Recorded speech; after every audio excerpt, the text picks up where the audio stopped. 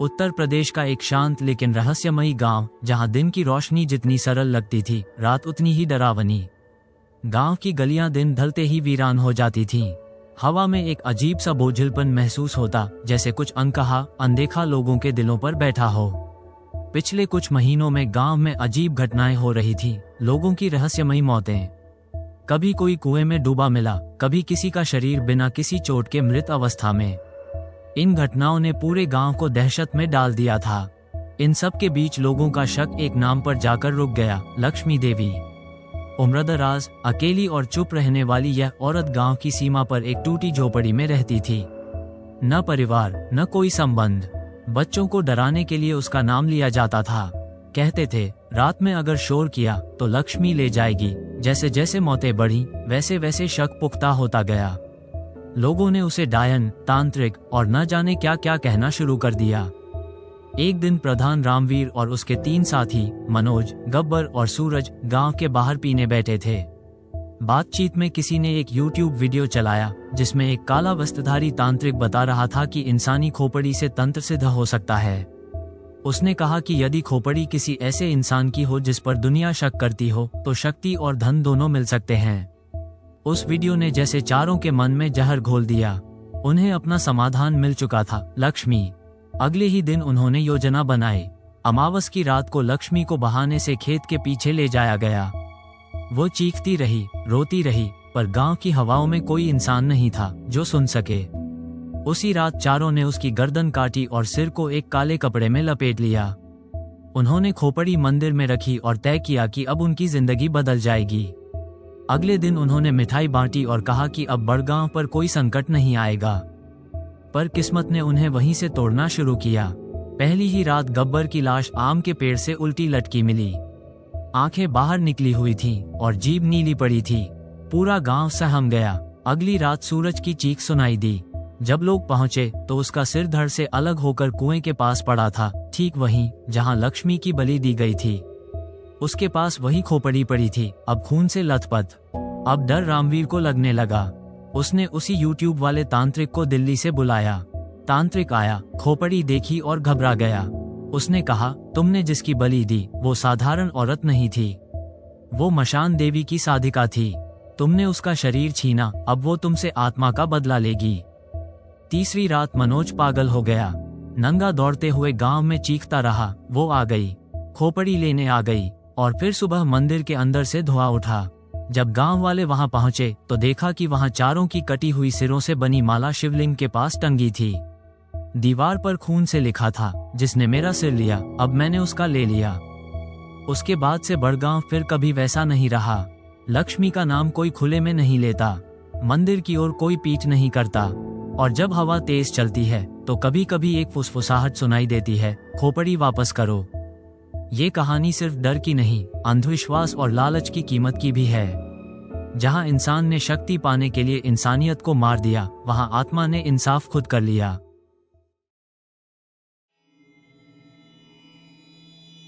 राजनी गांव की गलियां सूनी थीं, जैसे कुछ भी बोलने से डरती हों। हर घर के दरवाजे भले खुले थे, लेकिन लोगों की आंखों में एक सवाल और होठों पर चुप्पी थी। गांव के बाहरी हिस्से में एक कच्चा घर था, जिसमें रहती थी सरोज, लगभग 40 साल की महिला, जिसकी आंखों में कभी गहराई थी, अब वहां सिर्फ बेचैनी थी। सरोज पिछले कुछ समय से मानसिक रूप से अस्थिर हो चुकी थी। कभी खुद से बातें करती, कभी रात के अंधेरे में खेतों की तरफ चली जाती। कई बार लोगों ने कहा, भूत लग गया है इसे। सरोज के पति राजेश और उसके सास ससुर इलाज कराते कराते थक चुके थे। दवाओं से कोई फर्क नहीं पड़ा और अब गांव के लोग फुसफुसाने लगे थे, डॉक्टर नहीं, तांत्रिक से मिलाओ। एक रात सास ने फुसफुसा कर कहा, सुना है नया गांव का भैरव बाबा बहुत पहुंचे हुए हैं, जिन भी बोलता है उनके सामने। राजेश ने हार कर हाँ कर दी।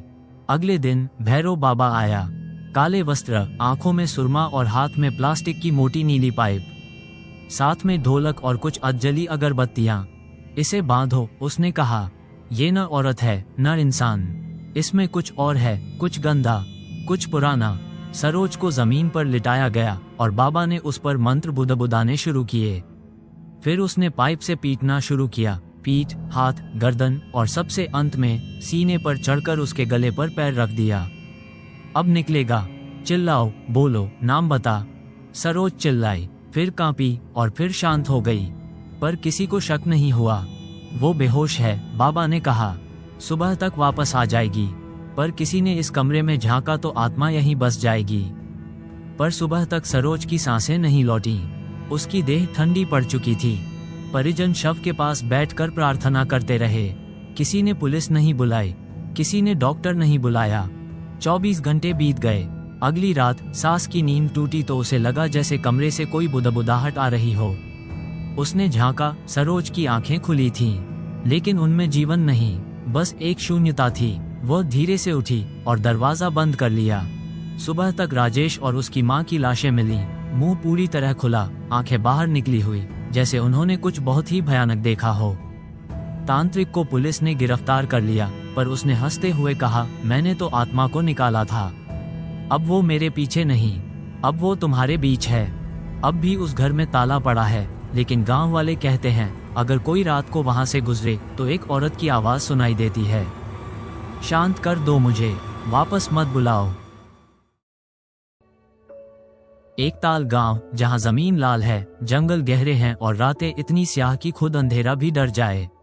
कुछ हफ्तों से वहां अजीब घटनाएं हो रही थीं। लोग बीमार पड़ रहे थे, कुछ बिना किसी कारण के मर रहे थे। सबसे पहले एक बच्चा मरा, फिर 2 दिन बाद उसका पिता, और फिर गांव की एक गाय रातों रात मरी हुई पाई गई।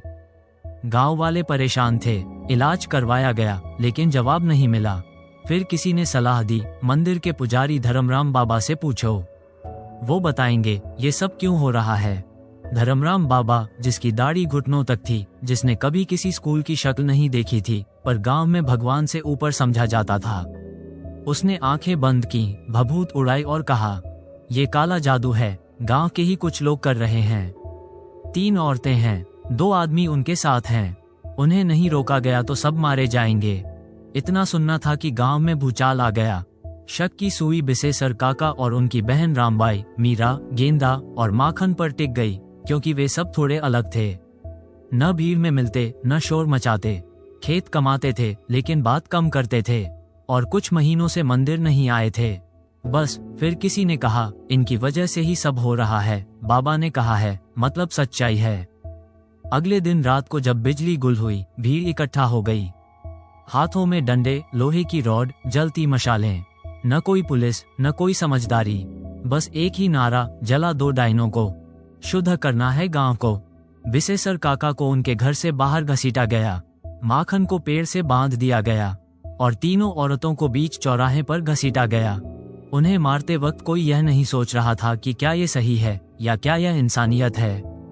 बस भीड़ थी, और भीड़ में सिर्फ अंधा विश्वास था। जब सब खत्म हुआ, 5 की लाशें मिट्टी में पड़ी थीं और चारों ओर चुप्पी थी। अगले दिन पुलिस आई, कुछ लोगों ने खुद ही सरेंडर कर दिया, कहा हमने गांव को बचाया है। लेकिन उस रात के बाद गांव बदल गया। पहली रात ही धर्मराम बाबा का शरीर मंदिर में उल्टा लटका मिला। उसकी आंखें बाहर निकली हुई थीं, जीभ कटी हुई और दीवार पर खून से लिखा था, जिसने झूठ बोला उसने अपने लिए शमशान खोदा। फिर एक एक कर भीड़ में शामिल लोगों के साथ अजीब हादसे होने लगे। किसी का बच्चा कुएं में गिर गया, किसी की पत्नी पागल हो गई, किसी का खेत जल गया। लोग कहते हैं उन 5 की आत्माएं अब जंगल में नहीं रहती, वो गांव में हैं। जो भी किसी पर झूठा शक करता है, उसकी सांस रात में कोई धीरे से खींच लेता है। अब एक ताल में कोई किसी को डायन नहीं कहता, क्योंकि सब जानते हैं भीड़ से भूत डरता नहीं, लेकिन आत्मा का बदला सबसे खतरनाक होता है।